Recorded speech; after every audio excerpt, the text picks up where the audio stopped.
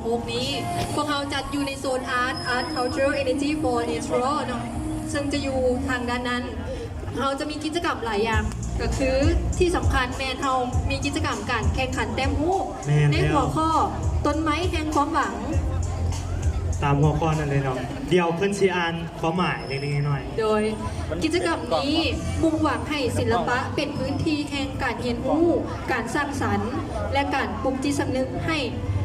ในการดูแลสิ่งแวดล้อมเพื่อให้คนรุ่นใหม่ได้เติบใหญ่ไปพร้อมกับธรรมชาติและคุณค่าของโลกที่พวกเราทุกคนอาศัยอยู่ร่วมกันและโจทย์ของเราก็คือต้องมีไดโนเสาร์เป็นส่วนหนึ่งของภูมิภาคภูมิแซมแม่แล้วนอกจากหัวข้อที่เกี่ยวกับสิ่งแวดล้อมเพื่อนให้ชาเลนจ์มาต้องมีไดโนเสาร์เข้าไปในผลงานและเงื่อนไขและกฎระเบียบการแข่งขันก็คือเราจะจัดอยู่3หุ้น6 หา 9 ปี10 หา 17 ปีและ18 ปีขึ้นไประยะการแข่งขันเราแข่งขันอยู่3 มื้อโดยแม่แล้ว3 มื้อเต็มๆเนาะที่ว่าเพิ่นมาแข่งขันอยู่หน้างานเขาแล้วก็จะมีการให้คะแนนเนาะกรรมการได้ให้คะแนนจะมีเกณฑ์การตัดสินคือความคิดสร้างสรรค์ 40%ความสอดคล้องกับหัวข้อ 30%เทคนิคการใช้สีและองค์ประกอบ 20%การสื่ออารมณ์และการเล่าเรื่อง 10%โอ้ซึ่งว่าเพิ่นจะมาตัดสินอีกครั้งหนึ่งอยู่เวทีใหญ่เป็นการพรีเซนต์เอา1 2 3เนาะเพราะว่าเขาคัดจากนั้นแมนเอาคะแนนที่สูงสุด1 2 3แล้วมาตัดสินอยู่นี่เพื่อจัดลำดับที่1ที่2ที่3น้องว่าใครจะได้ไปเป็นที่1ที่2โอเคซิงเงินรางวัลรวม11 ล้านเนาะต่อไปขอเชิญกรรมการ3 ท่านเข้าสู่เวทีเลยเราจะได้มีการพรีเซนต์สดๆเนาะสำหรับนักแต้มเขาเตรียมพร้อมแล้วบ่พร้อมมือเสียงแน่ขอเสียงแน่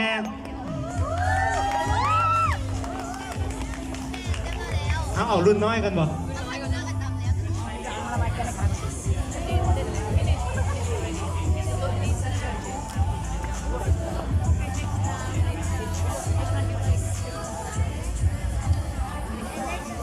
โดยเขาจะขอเริ่มต้นจากรุ่นน้อยเลยรุ่น6 หา 9 ปีซึ่งว่าเพิ่นมาคนเดียวเนาะมาคนเดียวเลยเนาะคนเดียวเพราะอีก2 คนเพิ่นบ่มาเพิ่นอาจจะบ่ทันเป็นบ่ทันซึ่งแน่นอนละบ่เป็นอย่างเนาะให้น้องเพิ่น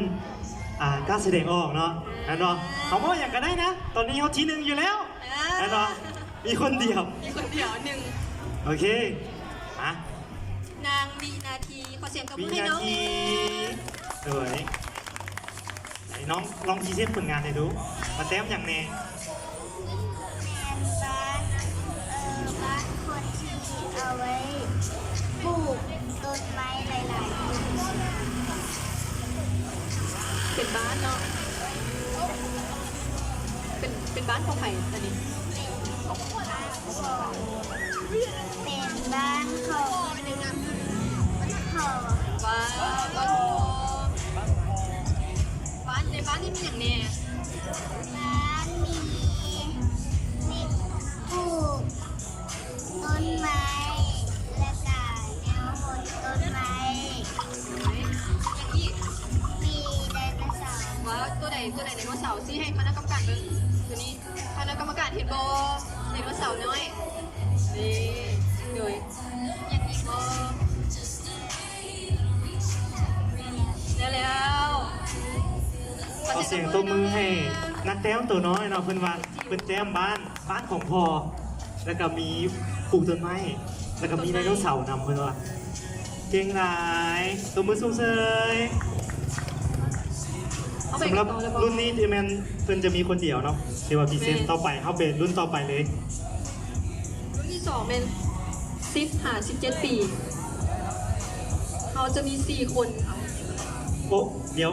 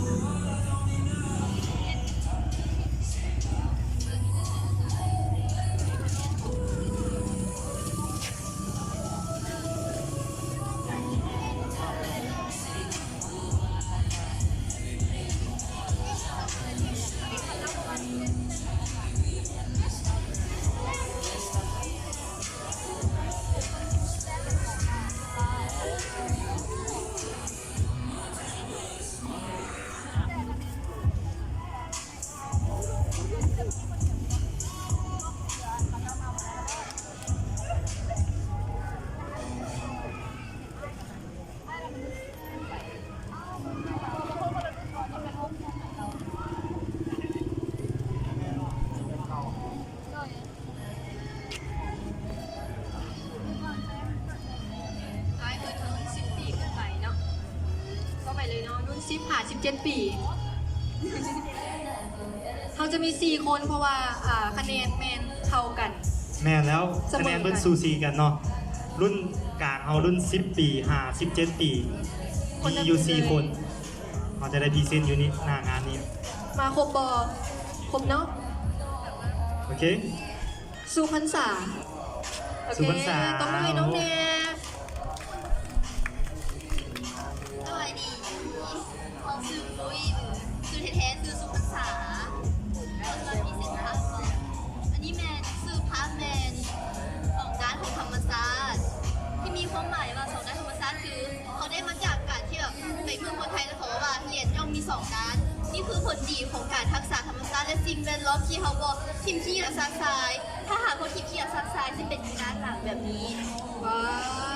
ว เขาเลือกใช้เทคนิคในการเอาทิชชู่ไปจุ่มน้ำในการมาเวลาคุณแต่งให้เป็น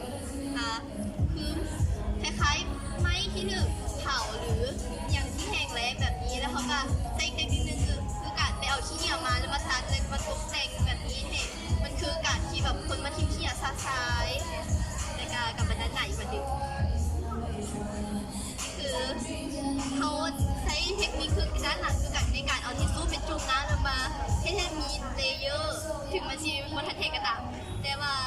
ในนี้นะที่นี้อย่างบางอย่างเขาเลือกการใช้สองดอกไม้คือดอกไม้ประจำชาติของเขาคือดอกจำปาและการในการใช้คือดอกบัวสื่อถึงการเกิดใหม่หรืออิสรภาพอย่างบางอย่างเพราะว่าดอกบัวมันใหญ่ในหนองหรือชิโตมแต่มันก็ยังใหญ่ขึ้นมางามและแบบงามแล้วแบบมีอย่างมาเทียบได้แล้วเขาก็เลือกไดโนเสาร์นี้ย้อนว่าเป็นไดโนเสาร์กินแล้วเราไปต้องว่าอีเนาะแล้วก็เห็นว่าอย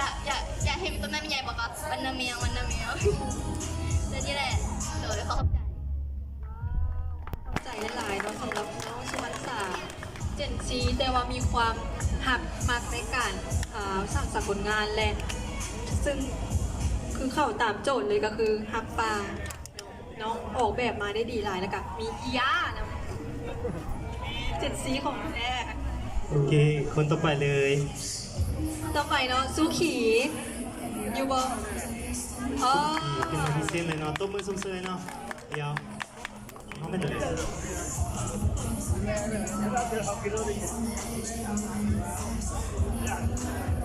นอกสมัยข้าพเจ้าที่ชื่อวันขีดมาจากในงานนี้เรายังไม่ได้ตั้งชื่อแต่ว่าจุดประสงค์ในงานนี้เราแต้มเป็นผู้หญิงคนหนึ่งที่กำลังกอดไดโนเสาร์อยู่ในธรรมชาติที่มีน้ำตกกาดกับต้นไม้และก็ป่าไม้ความสีเขียวข้างในนอกจากนั้นชีวีทางนอกแบรนด์บอดี้มีแบบแฟคทอรี่เอี่ยมต่างๆที่เห็นควันมลพิษเอี่ยมออกมาแล้วก็ยูนีมีปลาที่กำลังไหม้อยู่แล้วก็ยูนีเขาสร้างเห็นภาพโซนความที่ว่าแบบทิมคิดงานซาซายในทะเลเสียชีมีผลกระทบต่อโลกเขาแต่ว่าในนี้เขาตั้งใจสร้างให้มันงามที่สุดที่เขาจะเห็นได้เพื่อโซตามสไตล์เขาเนี่ยเขาใช้เทคนิคสีอะคริลิกในการแต้มเลยขอขอบใจ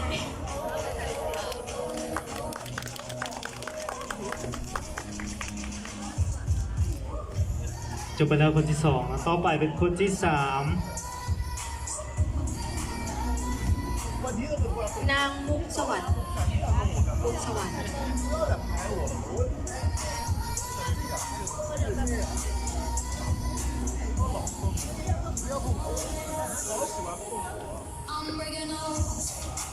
เลยสบายดีน้องมิสวานางมุกสวรรค์วรเพชรหรือซิลินแมนไข่ปูในพรุ่งนี้แมนเขาอยากจะสื่อถึงความอุดมสมบูรณ์ของธรรมชาติย้อนไปในช่วงหลายล้านปีก่อนช่วงในยุคของไดโนเสาร์ช่วงนั้นแมนทุกอย่างยังอุดมสมบูรณ์ดีอยู่ก่อนที่อุกกาบาตจะต่ำโลกทุกคนอาจจะเชื่อได้ว่าไดโนเสาร์สูญพันธุ์ย้อนว่าอุกกาบาตต่ำโลกแต่ที่จริงแล้วแมนไดโนเสาร์มันสูญพันธุ์ย้อนเมื่ออุกกาบาตต่ำโลกแล้วมันบัง ต้นไม้บ่มีอากาศหายใจไดโนเสาร์จึงสูญพันธุ์ไป ในมุมนี้เขาอยากจะสื่อถึงว่า ในช่วงถ้าบ่มีต้นไม้จะบ่มีชีวิตหลงเหลืออยู่แต่เมื่อมีต้นไม้มีความอุดมสมบูรณ์เขาจะมีชีวิตชีวา มีความสีสดใสดังสีที่เขาเลือกใช้ในมุมนี้ โดยเฉพาะแมนสีเหลืองอยากจะทรงถึงความเติบใหญ่ความอุดมสมบูรณ์ของธรรมชาติและเขาก็เชื่อได้ว่าทุกคนก็มีความหวังที่จะปลูกต้นไม้ช่วยกันเพื่อรักษาโลกใจ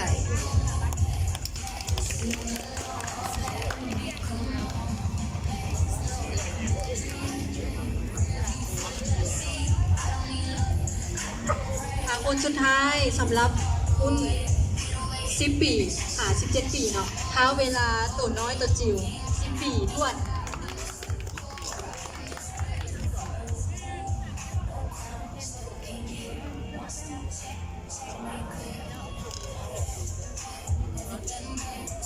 สมัยนี้เขามีชื่อว่าแล้วเวลาจะวางชื่อเล่นชื่อว่าอินซันแต่มีชื่อว่าความสมดุลของธรรมชาติมันจะเกี่ยวกับสัตว์หลายๆชนิดไม่ว่าจะเป็นไดโนเสาร์หรือว่าสัตว์ปลาหลายๆชนิดมาอยู่น้ำกันแล้วก็มีความสุขตามที่ความเป็นแล้วทุกชนิดก็มีความสุขอยู่น้ำกันแล้วก็คนที่จะเป็นแบบนี้ไปตลอดกาลใช่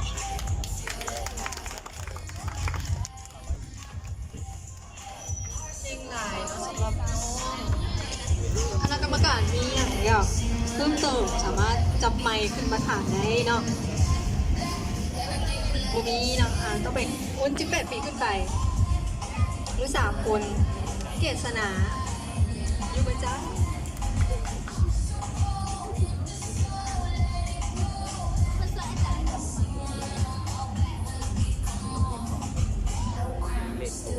สบายดีคณะกรรมการน้องมีชื่อว่าเกษณาพิมพ์สอนงานของน้องแม่ชื่อว่าธรรมศาสตร์จะคงอยู่เป้าหมายของน้องที่อยากจะซื้อก็คือจะเน้นไปที่ก็ทำลาย ซึ่งธรรมศาสตร์นั้นจะหิวโตมาได้เองอยู่แล้วตามพาร์ทของมันองค์ประกอบในภาพนี้จะมี3 ส่วนหลักจะเป็นต้นไม้กับธาตุตามธรรมชาติที่ลักษณะคล้ายคนน้องจะอธิบายองค์ประกอบรองต้นองค์ประกอบรองจะเป็นโลกของยุคไดโนเสาร์ที่อุดมสมบูรณ์ที่ปราศจากมนุษย์ในยุคนั้นปราศจากการก่อสร้างปราศจากการลุกลานก็เป็นการยู่ที่ผ่าซุกยังเส้นยกตัวอย่างผู้ของไดโนเสาร์สายพันธุ์นี้ที่ใส่มงกุฎในลักษณะของผู้สามีภรรยากันซึ่งอยู่ด้วยกันอย่างสมบูรณ์ในองค์ประกอบรองตัวที่2แม่นจะเป็นโลกของอุตสาหกรรมในยุคของมนุษย์ซึ่งเขาจะเห็นได้ว่าผลจากอุตสาหกรรมนั้นได้ทำลายธรรมชาติไปย่างหลงหลายซึ่งก็สิ่งแวดล้อมองค์ประกอบหลักเขาซัดมาที่องค์ประกอบหลักจะเป็นต้นไม้นั้นก็จำเป็นต้องให้มนุษย์มารักษาเพียงแค่ก็ทำลายมันถ้าต่างธรรมชาติก็จะวนเวียนเฮ็ดให้เติบโตได้เองตามธรรมชาติของมันโดย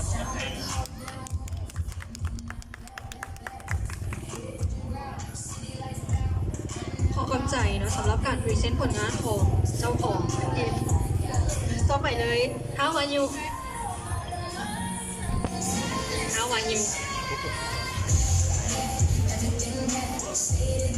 สบายดีคณะกรรมการและกันแขกทุกๆคนที่เขามาหอฟังวันนี้เนาะขออนุญาตแนะนำตัวน้องเองมีศิวาเท่าวายุมีวงศาปัจจุบันเป็นนักศึกษาปีที่5อยู่ที่สถาบันวิทยาศาสตร์แห่งชาติสาขาออกแบบปัจจุบันวันนี้ขออนุญาตนำเสนอผลงานที่มีชื่อว่า The Last Hope หรือว่าความหวังสุดท้ายหรือว่าผู้แบกความหวังกับว่าใดในภาพ ตั้งใจออกแบบมาให้เป็น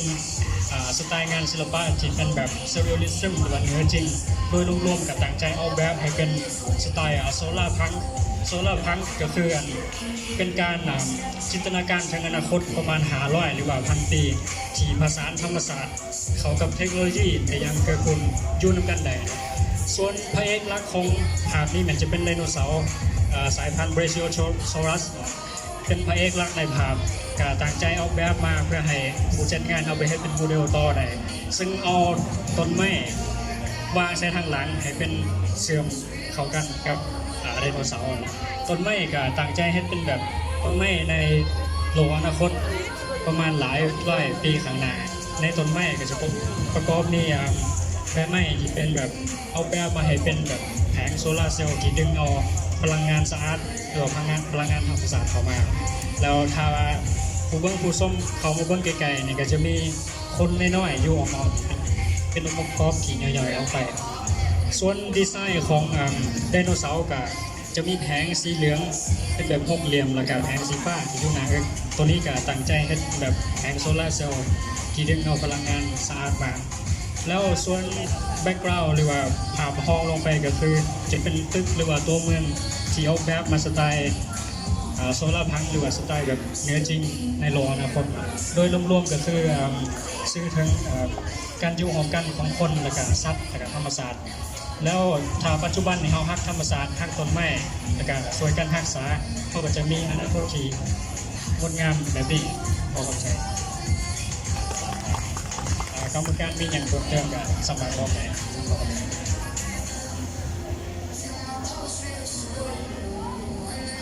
เดี๋ยวเขาเข้าใจหลายแล้วสำหรับการพรีเซนต์ผลงานต่อไปคนสุดท้ายนางนาลี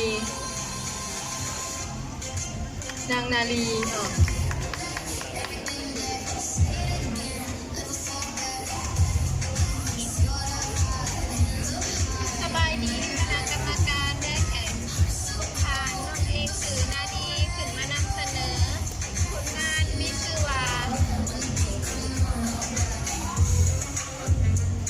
ป่าไม้แห่งชีวิตก็คือ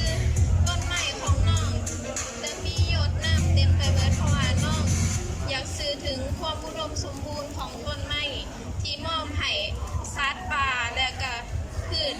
ทั้งหลายที่อยู่อ้อมข้าง และมีสากวางที่เขาเห็นก็คือต้นไม้ที่ถึงทำลายก็คือบ่มีพืชหรือว่าตัวสัตว์อีหยังที่อยู่แถวนั้นเลยเพราะว่ามันก็หนาอยู่แล้วก็นอกจากซื้อให้เห็นถึงยุคไดโนเสาร์กับยุคสมัยนี้ถ้าว่าเขาซอยกันปกป้องรักษาต้นไม้และปลูกต้นไม้หลายๆที่เป็นต้นใหญ่ได้ให้ความชุ่มชื้นสัตว์ป่าทั้งหลายก็จะ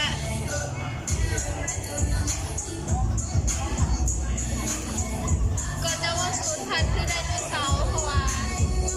ถ้าว่าเขาถ้ากันตัดใหม่ทำลายป่าใหม่ก็จะสูญพันธุ์แหละโบหนาอยู่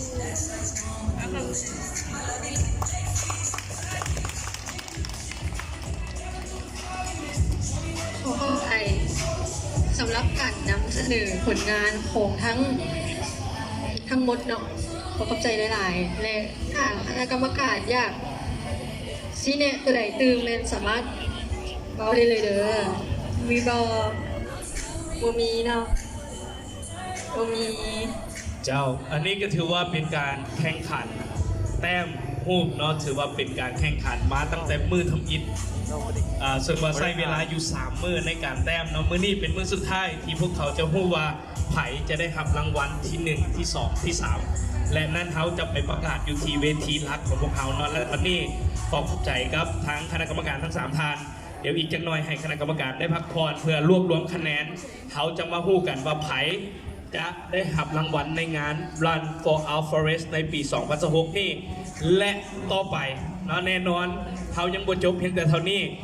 เดี๋ยวเขาจะให้ทางทีมงานขยับ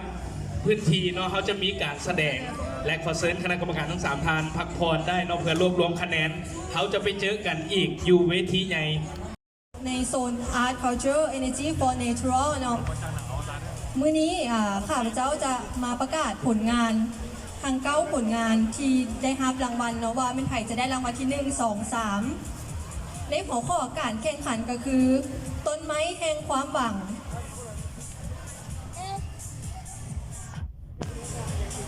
การแข่งขันจะมีเกณฑ์อายุก็คืออยู่3หุ้น6 ปีหา9 ปี10 ปีหา17 ปีและ18 ปีขึ้นไป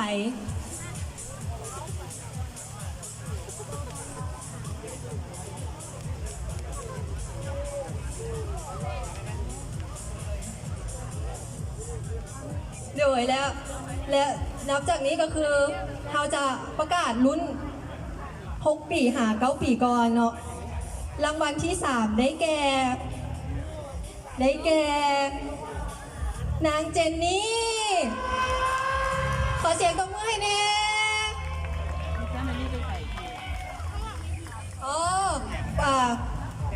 ส่งคนทบิดเพิ่นบมาเนาะเพิ่นคาภารกิจ รางวัลชนะเลิศได้แก่นางวีนาที ศิลปินโตจิ๋วของเราเนาะน่าฮักเองโซ่ผลงานแน่ผลงานน้องตัวใดขอเชิญอาจารย์สุภาลักษณ์ขึ้นมามอบเงินรางวัลให้น้องเลย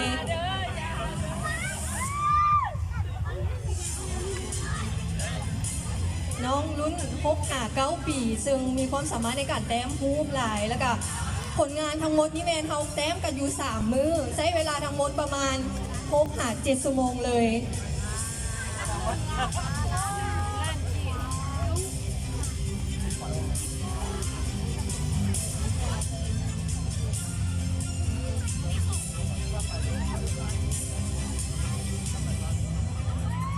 ขายผู้ปัดหนึ่งเนาะยิ้ม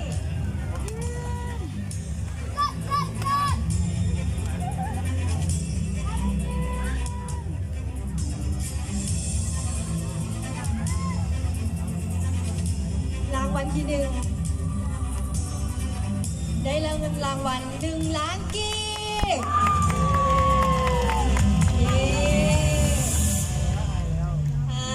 ไปกันต่อเลยคือลุ้นที่ 2โดยยืนอยู่กันเนาะถ่ายรวมกันลุ้น10 ปีหา17 ปีก็คือรางวัลที่ 3 ได้แก่นางสุพรรษาขอเสียงตบมือให้เน่ขอเชิญอาจารย์มิกสายลมน้องขึ้นมามอบเงินรางวัลให้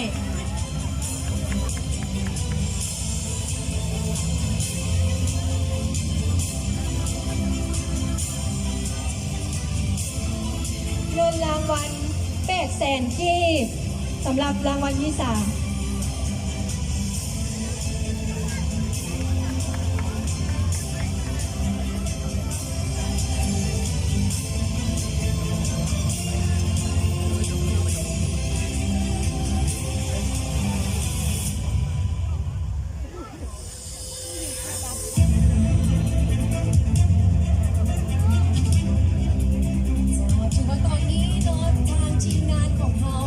มีโซนของการแต้มฮูปโอ้โหให้น้องๆของเราเนาะได้โชว์สีไม้ลายมือในการแต้มฮูปได้ย่างกายไปอยู่แต่ว่าบอมีเวลาได้ไปนั่งเบิงว่าเพิ่นจะแต้มเป็นจังใดแต่ว่าอยู่ทางด้านนั้นม่วนกันอยู่ไหมหมอม่วนสุดๆเลยเพราะว่าเขาใช้เวลากัน3 มื้อ3 มื้อในการแต้มเจ้าน้องน้อยจิ๋วกับมีอีกโอ้ถือว่าเปิดกว้างเนาะเจ้าในกลุ่มอายุทุกอายุกันเลยอายุเลยเอาบอจำกัดอายุน้องเขาครับ18 ปีขึ้นไปเจ้าถือว่าสุดยอดกันเลยเจ้ารางวัลต่อไปรางวัลที่ 2นางสุขีขอเสียงตบมือให้แน่ขอเสียงตบมือดังๆให้กับน้องสุขีเกี่ยมพร้อมมาเอารางวัลแล้วกลับบ้านเลยเพิ่นมาตอนนี้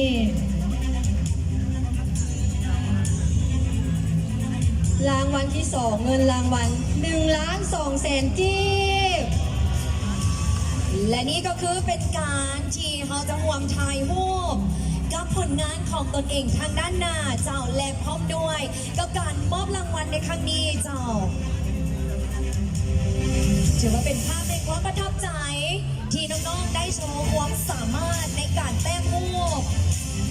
ที่มีภายใต้หัวข้อทางทีมงานของพวกเขาได้เกี่ยวข้องไป โดยต้นไม้แห่งความหวัง แต่โจทย์ก็คือตรงนี้ไดโนเสาร์เป็นส่วนหนึ่งของรูปแต้ม เจ้าและลำดับต่อไปรางวัล รางวัลที่หนึ่งได้แก่นางมุกสวรรค์ขอเสียงตบมือให้แน่ นี่ก็คือโสมหน้าของน้องสุขสวรรค์อย่ามาจะประเมินกันว่าผลงานของเพิ่นแมนพูดภาพใดแน่นอนทางด้านลงของเขาก็เซอร์ไพรส์เหมือนกันเนาะเพราะว่าบางทางอาจจะยังงงว่าผลงานของเพิ่นนั้นแมนสิ้นใด รางวัลที่หนึ่งมูลค่า1,600,000 กีบ ว้าว และนี่ก็ถือว่าเป็นการส่งเสริมน้องๆเนาะเป็นทุนการศึกษาในการที่จะพัฒนาในการแต้มรูปต่อไปอีกด้วย ด้านศิลปะนั่นเองเนาะ เจ้ารางวัลต่อไป จะเป็นหุ้นอายุ 18 ปีขึ้นไป รางวัลที่ 3 ได้แก่ นางนาลีเงินรางวัล1 ล้านกีบ และนี่ก็คืออันดับที่ 3 ของรุ่นอายุ18 ปี ที่ได้คว้าอันดับ 3 ไป และแน่นอนเขาจะไม่เห็นผลงานของคนไปพร้อมๆกันอีกด้วยในครั้งนี้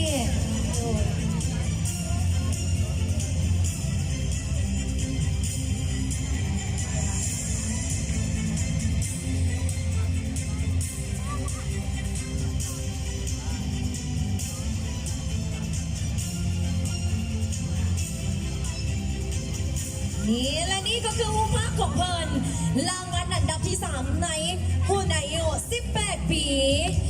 และรางวัลต่อไป ได้แก่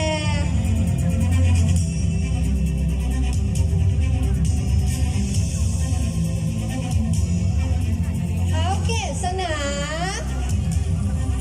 ได้รางวัลที่2นะมูลค่า1,500,000 กีบ ขอเสียงตบมือให้กับอันดับที่ 2 ของพวกเราด้วย ขออนุญาตโชว์ผลงานของอันดับที่ 2 ในรุ่นอายุ18 ปี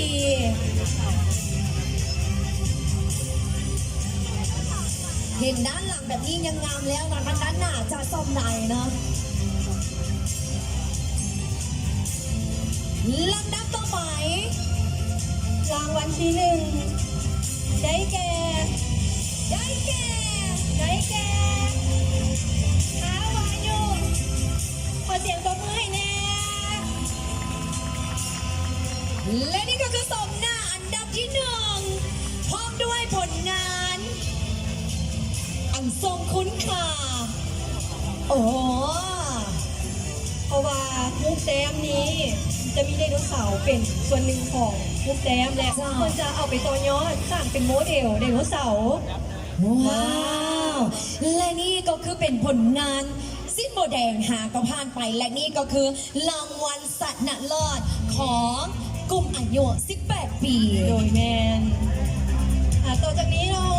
ให้พวกมันกันนิดนึง จ้าขออนุญาตน้องชายรวบรวมสำหรับทีมงานศิลปะของพวกเราด้วย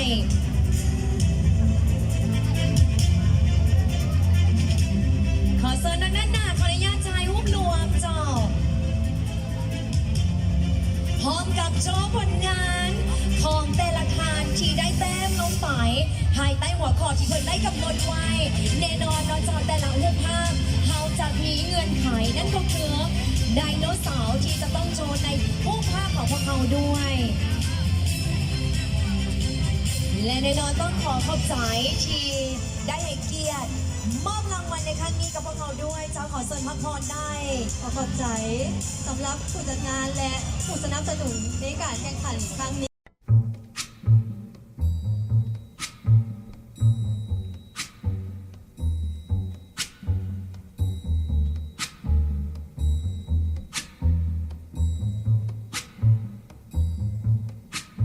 When the night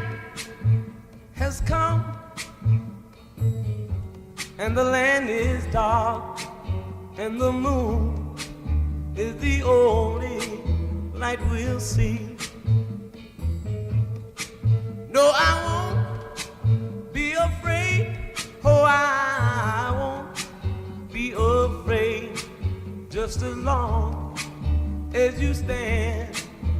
by me. So darling, darling, stand by me. Oh, stand by me. Oh, stand by me. Stand by me.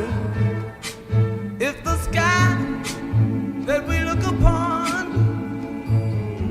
should tumble and fall, or the mountain should crumble to the sea, I won't cry, I won't cry, no, I won't shed a tear. Just as long as you stand by me. And darling, darling, stand by me. Oh, stand by me.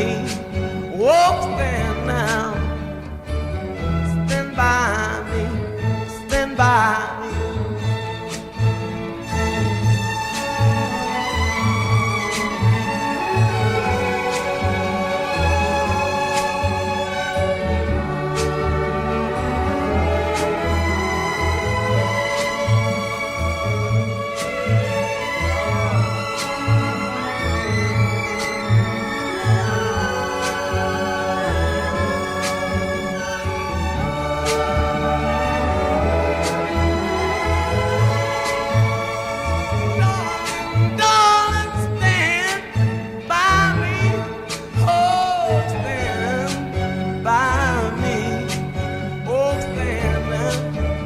Stand by me, stand by me.